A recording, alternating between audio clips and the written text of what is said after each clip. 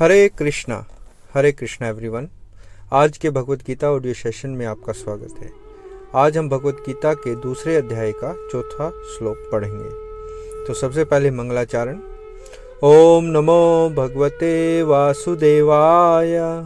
ओम नमो भगवते वासुदेवाय। ओम नमो भगवते वासुदेवाय।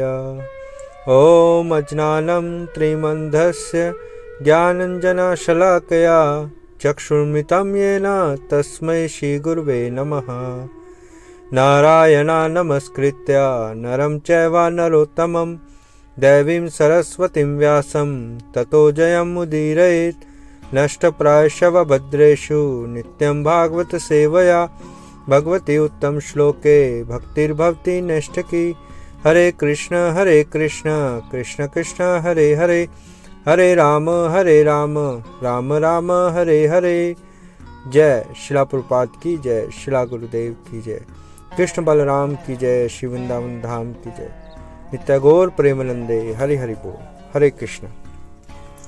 तो आज हम पढ़ेंगे भगवत गीता के दूसरे अध्याय का चौथा श्लोक।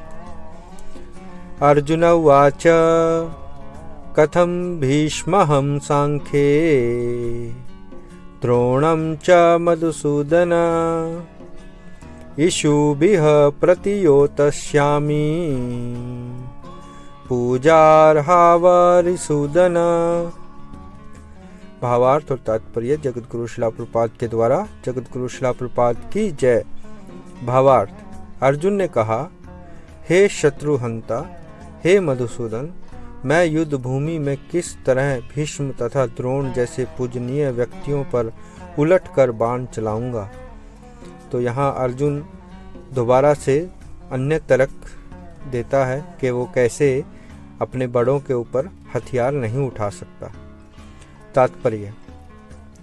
तात्पर्य भीष्म पितामह तथा द्रोणाचार्य जैसे सम्मानीय व्यक्ति सदैव पूजनीय हैं। यदि वे आक्रमण भी करें तो उन पर उलटकर आक्रमण नहीं करना चाहिए।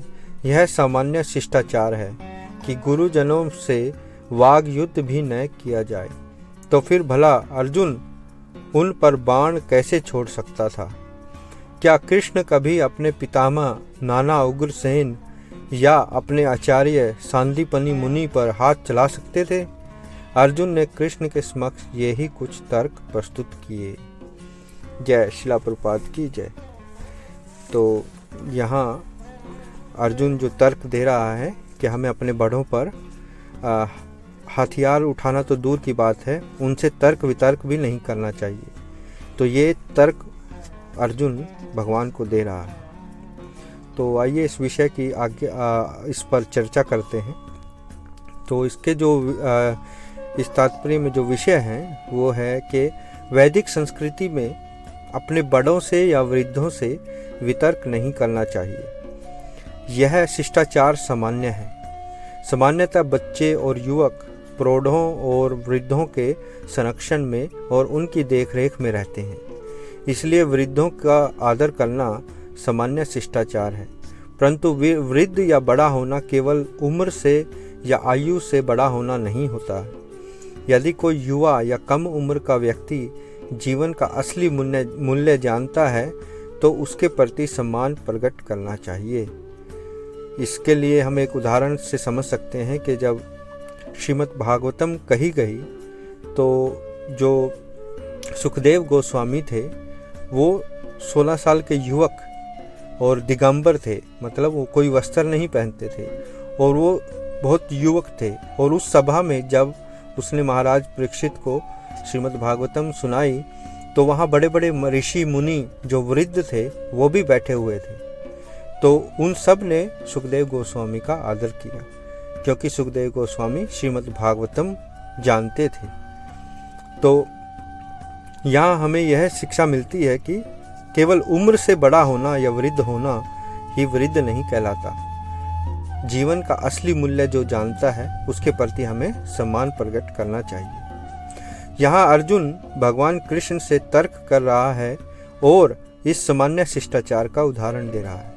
इसका अर्थ यह है कि इस समय अर्जुन भगवान कृष्ण को अपना बड़ा या वृद्ध नहीं समझ रहा है, क्योंकि इस समय तक अर्जुन का भाव भगवान कृष्ण से मित्र का है और एक सी उम्र होने के कारण अर्जुन भगवान कृष्ण को अपना वृद्ध या बड़ा नहीं समझ रहे, नहीं तो वह उनका भी आदर करता।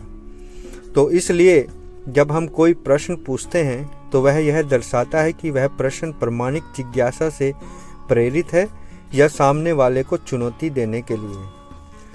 तो यहाँ यही विषय हम इस श्लोक से समझ सकते हैं कि हमें अपने बड़ों का आदर करना चाहिए। और बड़े का मतलब ये नहीं है कि खाली उम्र में बड़ा, बड़े का मतलब है उसको जीवन का अनुभव है और जीवन को जीने का जो सही ढंग है वो जानते हैं और इस जीवन के असली मूल्य को वो पहचानते हैं। तो यही हमारी वैदिक संस्कृति है। तो आज के श्लोक में इतना ही। कल हम दूसरे अध्याय का 5वां श्लोक पढ़ेंगे। और कृपया अपनी जो प्रश्न है और टिप्पणी है वो मेरे व्हाट्सएप पर ज़रूर भेजें। और ये ऑडियो सेशन आपको कैसे लगते हैं ये भी मुझे ज़रूर बताएं।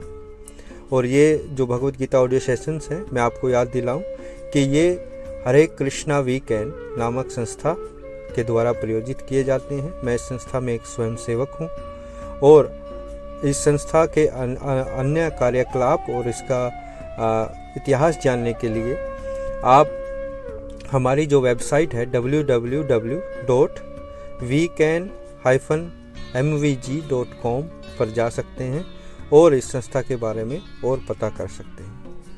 हरे कृष्णा। धन्यवाद।